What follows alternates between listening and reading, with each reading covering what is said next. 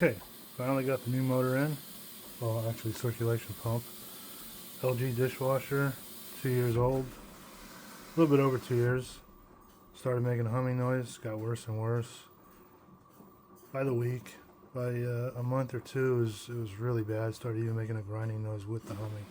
Still working okay, but making a lot of noise. So, AI'd it, Googled it, it said circulation pump. Turned it over, started the machine sideways, and yes, I heard the noise coming from this pump.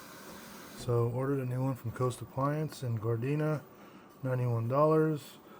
Here's the old one, all installed, ready to try it out, and hopefully it's as good as new. And did it myself, DIY.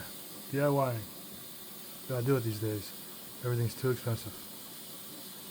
Probably would have been a $300 plus bill for an on-site call repair.